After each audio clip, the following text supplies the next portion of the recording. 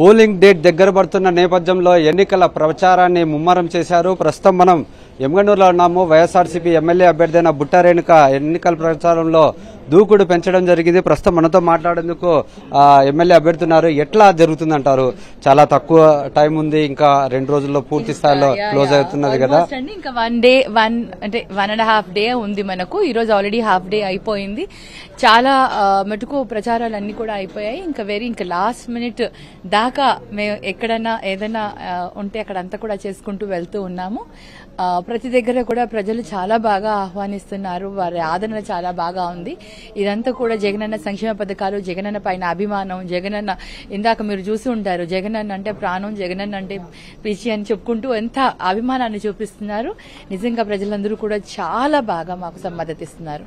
అంటే మీరు చెప్తున్నారు ఏదైతే సంక్షేమ ఫలాలు ఉన్నాయో అందుతున్నాయో లబ్ధిదారులు కావచ్చు ప్రజలు కూడా వైఎస్ఆర్ కాంగ్రెస్ పార్టీ అంటున్నారు. మరి ఎందుకు టీడీపీ ప్రలోభాలకు పాల్పడుతున్నారు?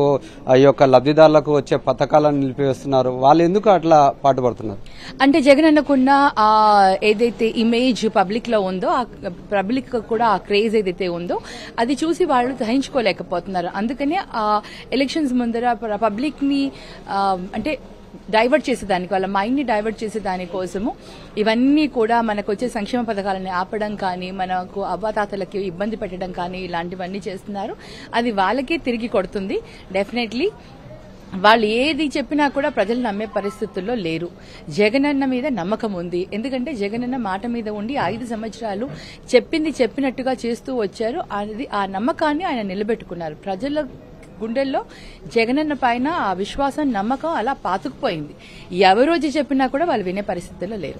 మీ గెలుపుకి ఏది తోడ్పడుతుందంటారు? అంటే ఇచ్చిన పథకాలు కావచ్చా, ఇచ్చిన మాట కావచ్చా, ఇప్పుడు మేనిఫెస్టో 2024 సంబంధించిన మేనిఫెస్టో కావచ్చా, ఏదంటారు మీ గెలుపుకి తోడ్పడేది? అన్ని కూడా ఇప్పుడు జగనన్న ఏదైతే సంక్షేమ పథకాలు ఇచ్చారో ఆ పథకాలన్నీ మాట తప్పకుండా అమలు పరుచుకుంటూ అంటే ఆయన ప్రమాణ స్వీకారం చేసిన మొదటి రోజు నుంచి సంక్షేమ పథకాలను అమలుపరుస్తూ దేశ చరిత్రలో ఏ పొలిటీషియన్ కానీ, ఏ రాజకీయ నాయకులు కానీ, ఏ ముఖ్యమంత్రి కూడా సంక్షేమ పథకాలని ఆ విధంగా చెప్పిన డేటికి చెప్పిన విధంగా సంక్షేమ పథకాలను అందించిన వ్యక్తి ఎవరు లేరు.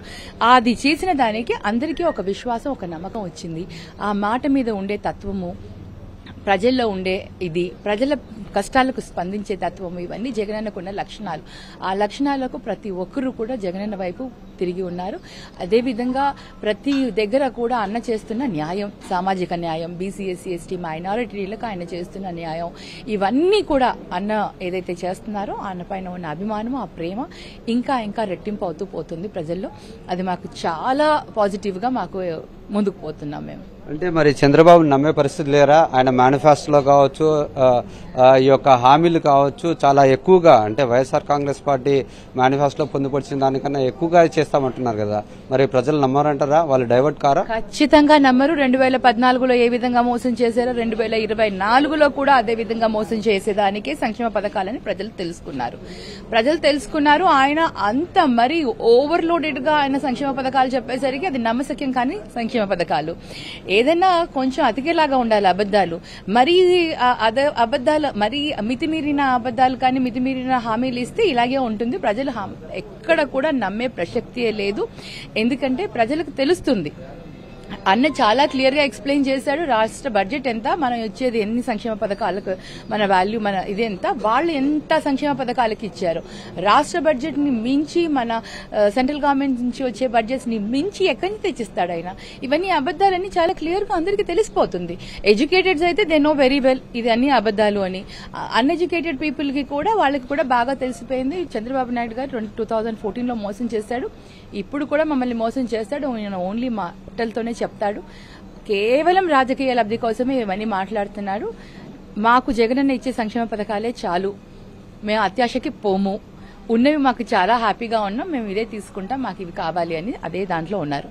ఇది మనం చూసుకున్నట్లయితే వైఎస్ఆర్సీపీ శ్రేణుల్లో కూడా ఒకటే నమ్మకం కలుగుతుంది. ఏదైతే ఇచ్చిన మాట ప్రకారంగా కావచ్చు, మేనిఫెస్టోలో పొందుపరిచిన విధంగా కావచ్చు, పూర్తి స్థాయిలో అమలు చేస్తారనే ఒక నమ్మకం ప్రజల్లో ఉంది. అవే తమను గెలిపిస్తాయని వైఎస్ఆర్సీపీ నాయకులు చెప్తున్నారు. కెమెరామెన్ శేఖర్తో లోకేష్, సాక్షి టీవీ, ఎమ్గనూరు, కర్నూలు జిల్లా.